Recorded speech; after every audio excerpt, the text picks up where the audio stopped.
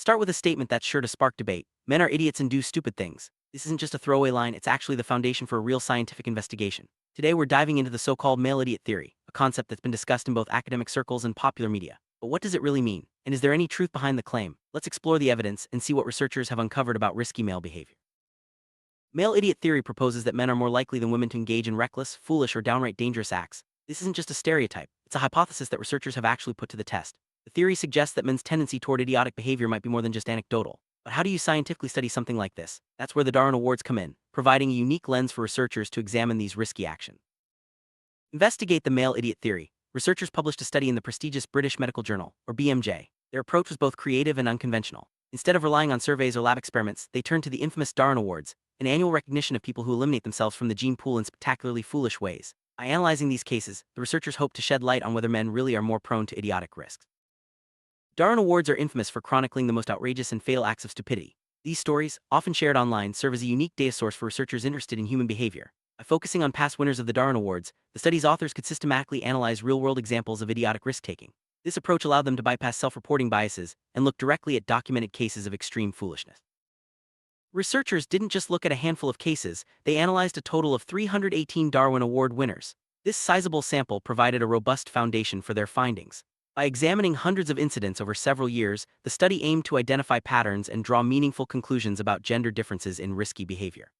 The sheer number of cases adds credibility to their results and helps ensure that their observations aren't just based on a few outliers. Here's the headline result. Of the 318 cases studied, a staggering 282, almost 89%, involved men. This overwhelming majority suggests that men are far more likely than women to engage in life-threateningly foolish acts. The numbers speak for themselves and provide strong support for the male idiot theory. But what kinds of behaviors are we talking about? Let's look at some real-life examples from the study. One of the cases involved a construction worker who decided to demolish a car park without any sort of plan. Predictably, the structure collapsed, resulting in a fatal accident. This story highlights the kind of impulsive, high-risk behavior that the study focused on. It's a tragic example, but it also illustrates the real-world consequences of acting without thinking things through. Such incidents are not just stories, they have serious outcomes. Another case featured a man who thought it would be funny to shoot himself in the head with a spy pen as a prank. What started as a joke ended in disaster. This example underscores how some individuals underestimate the risks involved in their actions, often with fatal results. It's a stark reminder that not all pranks are harmless, especially when they involve dangerous objects or reckless behavior.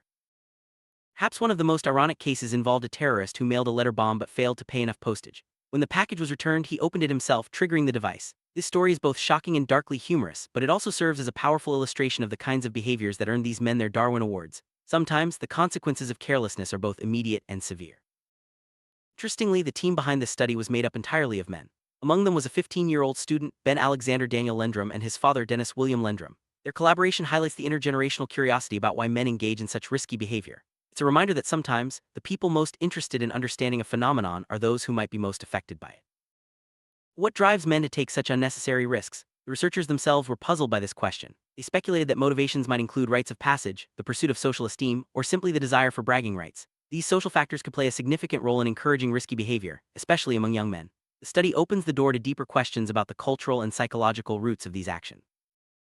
Authors also floated a more intriguing idea. Could idiotic male behavior actually offer some kind of evolutionary advantage? While it might seem counterintuitive, it's possible that risk-taking helped our ancestors stand out or attract mates. Of course, this is just a hypothesis, and more research is needed to explore whether there's any evolutionary benefit to such dangerous acts. Still, it's a fascinating angle that adds depth to the discussion.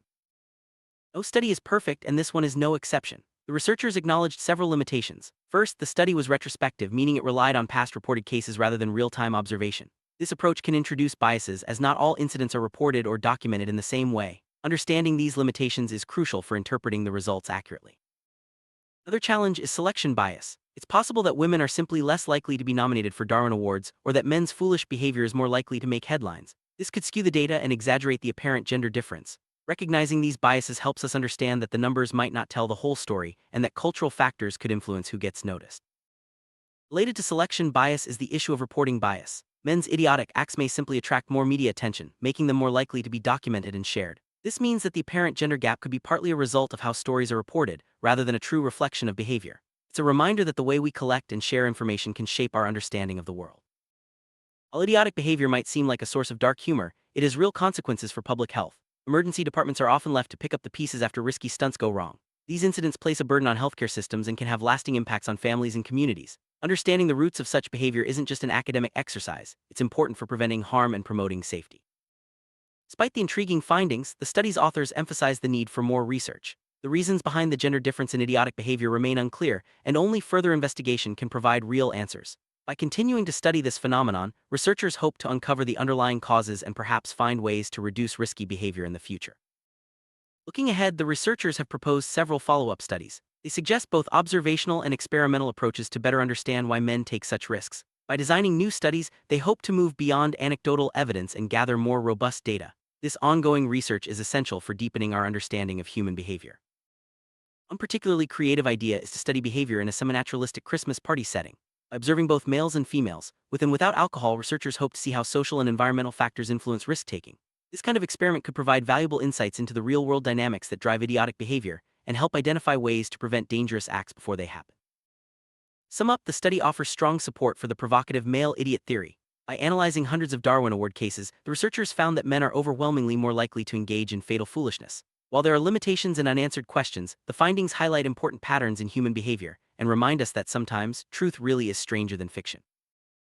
Finally, it's worth acknowledging the researchers who brought this unusual study to light. Their willingness to tackle a controversial topic with humor and scientific rigor has sparked important conversations about gender, risk, and human nature. As we continue to explore these questions, we can appreciate the curiosity and dedication that drive scientific discovery, even when the subject matter is a little bit ridiculous.